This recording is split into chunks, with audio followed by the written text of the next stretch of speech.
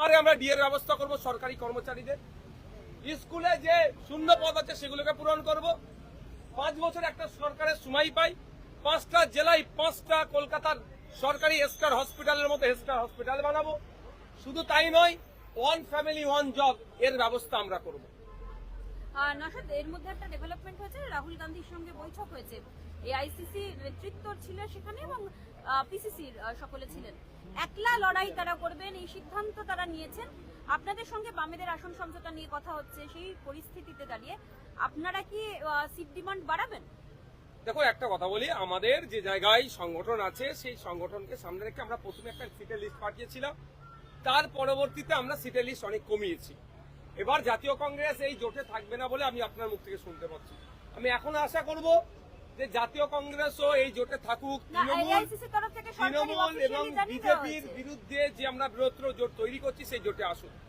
যদি না আসে, বাংলার মানুষ তাদেরকে কেমন ভাবে গ্রহণ করবে সে বাংলার মানুষের উপর নির্ভর করছে। মানে এটা কি কোনোভাবে মনে হচ্ছে যে অন্য কোনো পার্টিকে সুবিধা করে দেওয়ার জন্য? দেখুন, ওই বিতর্কে আমি এখনই যাব না। কি কি কারণ তারা নিশ্চিতভাবে আগামী দিনে বলবে, সেই কারণটাকে সামনে রেখে চর্চা হবে। এই মুহূর্তে যেটা হচ্ছে সেটা আমি চাইবো যে বিজেপি তৃণমূলের বিরুদ্ধে একটা শক্তি তৈরি হোক।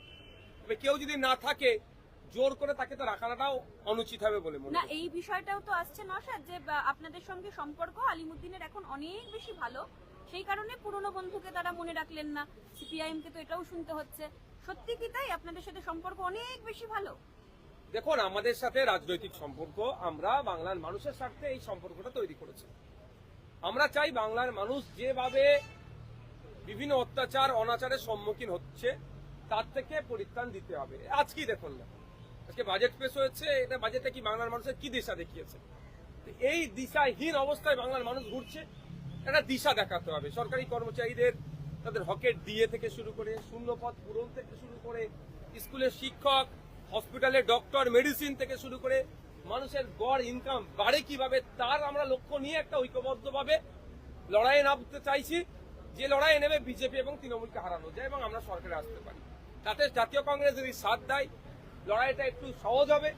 আর না হলে জাতীয় কংগ্রেস না সাথ দিলে লড়াইটা একটু কষ্টকর হবে, কিন্তু লড়াই আমরা জিততে হবে আমাদের। শুভঙ্কর সরকার পিসিসি প্রেসিডেন্ট হওয়ার পর থেকেই এটা বলা হয়েছিল যে শুভঙ্কর সরকার অনেক বেশি তৃণমূলের প্রতি তার সফট লাইন রয়েছে, সফট অ্যাটিটিউড রয়েছে। এটাই কি সেই কারণ যে কারণে আপনাদের সঙ্গে তিনি আর সম্পর্ক রাখলেন না? দেখুন, এটা তো শুভঙ্কর বাবু ডিসিশনটা নিচ্ছে না, এআইসিসি নিচ্ছে, যেখানে মল্লিকার্জুন খার্গে স্যারের মতো মানুষজন আছেন, রাহুল গান্ধীজিরা আছেন, আরো যারা আছেন তারা নিয়েছেন। শুভঙ্কর বাবুর ব্যক্তিগত কোন জায়গায় কি দাঁড়াচ্ছে সেটা আমি বলতে পারবো। নওশাদ, আজকে আপনার হুমায়ুন কবির, আপনার নন, ইউপির নেতা চেয়ারপারসন, তিনি দাবি করেছেন তারা যদি ক্ষমতায় আসে তাহলে 3000 টাকা লক্ষ্মীর ভাণ্ডারটা দেওয়া হবে, সেই ভাতার পরিবর্তে ভাতার একটা সংস্কৃতি। কি বলবেন বিষয়টা? দেখুন, আমি অনেক আগে থেকে বলেছি 1000, 1500, 1200 কোনো মহিলার হাত খরচ হয় না। আজকের ডেটে যেভাবে মূল্যবৃদ্ধি বাড়ছে, আমরা চাই 5000 করে কমসে কম হাতে দেওয়া হোক। তার পরিবর্তে কিন্তু রাজ্য কাজও বুঝে নিক, শুধুমাত্র অন সাইড নয়, বোথ সাইড ইন্টারেস্ট থাকুক, মিউচুয়াল ইন্টারেস্ট থাকুক, এটা আমরা চাই।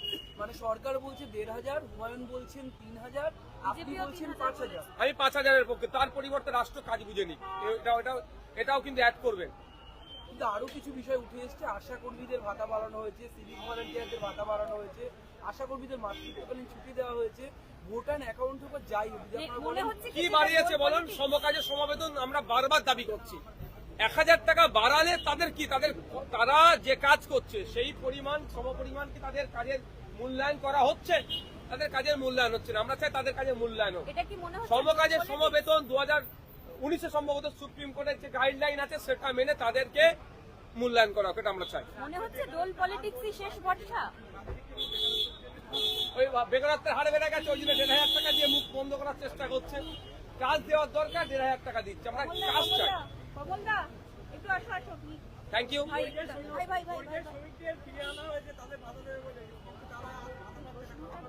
ওটা জাস্ট গিমিক ছাড়া আর কিছু নয়। মমতা ব্যানার্জি ভোটের জন্য সুপ্রিম কোর্টে গিয়ে সওয়াল করছেন পরিযায়ী শ্রমিকের জন্য যে রাজ্যে আক্রান্ত হচ্ছে। না মমতা ব্যানার্জি গিয়েছেন, না চিফ সেক্রেটারি গিয়েছেন, না জয়েন্ট সেক্রেটারি গিয়েছেন, না স্পেশাল সেক্রেটারি কাউকে পাঠিয়েছেন। দেখেছেন আপনারা? নাটক ছাড়া আর কিছু নাই। পরিযায়ী শ্রমিকরা কারা? দলিত, আদিবাসী আর মুসলমান, পিছড়ে বর্গের। মার খাচ্ছে, মার খাক। নাম কষ্ট প্রজেক্ট প্রকল্প ঘোষণা করছে, বাস্তবিক অর্থে কিছু হয়নি। রাজ্যকে পিছিয়ে নিয়ে যাচ্ছে, এগিয়ে যাচ্ছে না, পিছিয়ে যাচ্ছে। Thank you.